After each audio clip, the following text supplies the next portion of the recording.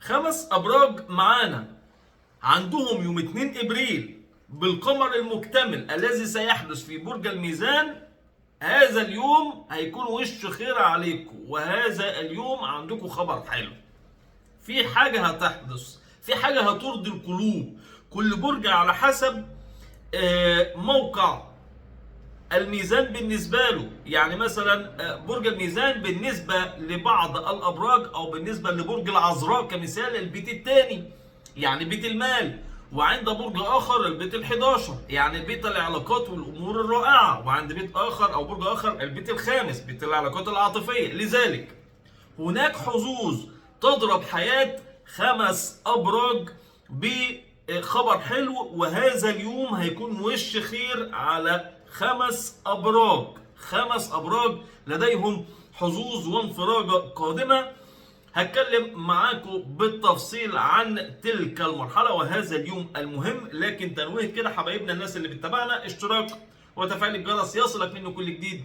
ده انت لو حابب انت تشوف العلم والحقيقة بجد. اللي عايز قراءة خاصة بعمل القراءة اتصال مباشر، مكالمة مباشرة الساعة 2 3. بعرفك كل شيء عن حياتك، السنوات القادمة، السنوات الأكثر حظا، الأقل حظا، نوايا الناس حواليك اتجاهك، مشاعر شريك الحياة الحقيقية، امورك الصحيه المستقبليه.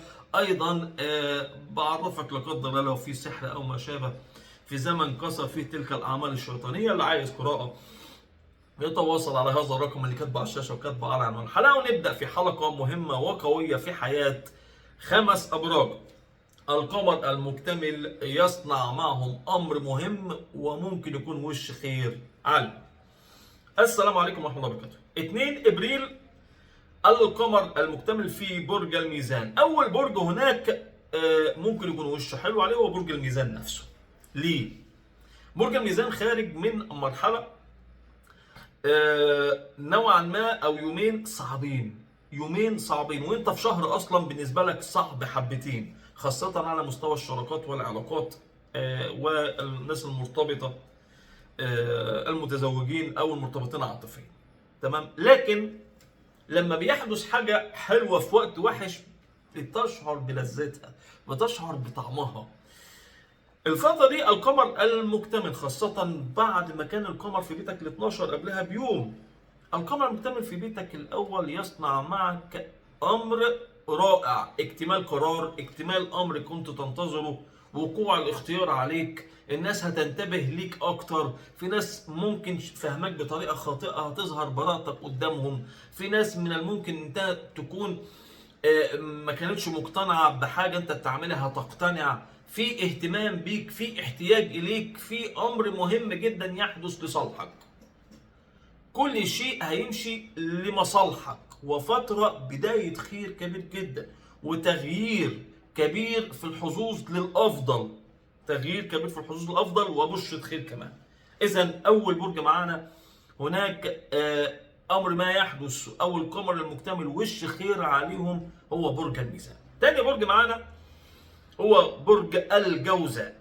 حبايب برج الجوزاء هتكون في أقصى مراحل الشهر راضي عن نفسك، راضي ومتراضي، وهتلاقي نفسك خلال الفترة تشعر انك فخور بحاجة انت بتعملها، او فخور بعلاقة جديدة، او انت مقتنع وعندك رضا نفسي لحاجة انت بتحضر لها.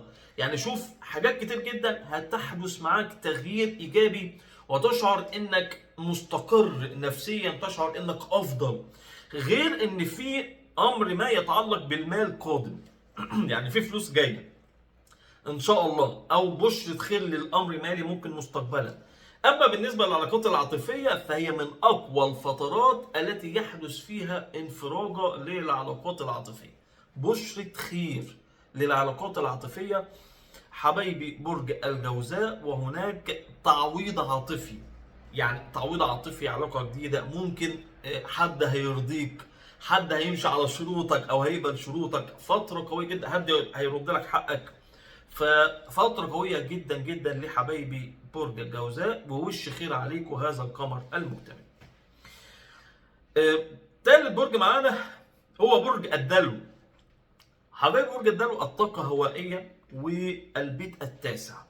برج الدلو عندك رزق كبير قادم، برج الدلو عندك انفراج وفي نجاح، يعني انت قدام نجاح كبير، نجاح في امر انت كنت داخل فيه اختبار، نجاح في وقوع الاختيار عليك، نجاح في اي مشروع انت هتبداه، والقبول الاجتماعي اتجاهك، يعني في كده انت مقبول اجتماعيا، عارف، في حته قبول اجتماعي ناحيتك، في مقبول، الناس حابينك، الناس عايزينك، الناس عايزين تواجدك، بتثبت انك الاكثر جداره، بتثبت انك الافضل، وشعورك انك الافضل خلال الفتره هيزيد الطاقه دي، يعني انت نفسك هتشعر انك افضل بكثير من حتى اي حد موجود معاك. فتره قويه جدا طاقيا، وبشرة خير كبير لحبايبي برج الدلو بانتفاضه وحظوظ كبيره في اي مكان انت بتشتغل فيه او بتعمل فيه. رابع الابراج معانا هو برج العذراء. حبايب برج العذراء عندك امر حلو جدا يتعلق بالفلوس او بمشروع ناجح. فتره من الفترات اللي فيها قمر مكتمل في بيتك الثاني، بيت المال، فهناك خبر يتعلق بمال، بمشروع، بفلوس قادمه، شيء انت تعبت عليه وهيجي لك حظ مالي كبير منه، تعويض وارد جدا عند البعض. بداية المشاريع الرائعة تبدأ معاكم خلال الفترة، اللي حابب يبدأ مشروع فترة قوية جدا وفترة طاقية ممتازة. خلال الفترة أيضا الحظوظ تأتي مع كمان سداد الديون، مش مجرد فلوس تجيلك، لا، حتى لو في سداد ديون أو تخليص حق، فترة قوية جدا وبشرة خير كبير ماليا أو المراكز المالية في حياة حبايبي برج العذراء. رابع الابراج معانا. اما اخر الابراج معانا هو برج القوس. حبايبي برج القوس فتره هتبقى عليكم مخصوص، فتره قويه جدا طاقيا، فتره العلاقات، فتره التغييرات الايجابيه، يومين هيحدث فيها يا اكتمال علاقه يا انهاء علاقه سلبيه في امر ما هيكون في مصلحتك، يا علاقه هتكتمل يا علاقه هتبعد عنها. وايضا خلال الفتره هناك نجاح في الامور الماليه وبشرة خير بعمل جديد او فكره جديده من الممكن ان انت تبدا تنفيذها وتنجح فيها. وخدوا بالكم اي حاجه هتعملوها يوم 2 ابريل فيها نجاح، يعني اللي عايز يبدا شيء، اللي عايز يعمل مشروع، اللي عايز يعمل شغل، اللي عايز يعمل اي شيء خلال الفتره ممكن يتعلق بالمال او المكسب، ابداوه فورا حبايبي برج القوس.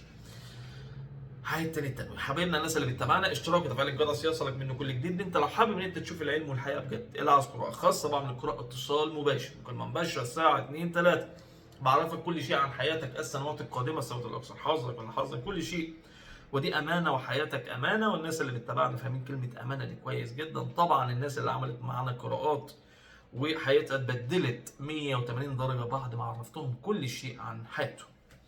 يا رب كده حبايبي جماعه الابراج دايما تكون بامن وامان. السلام عليكم.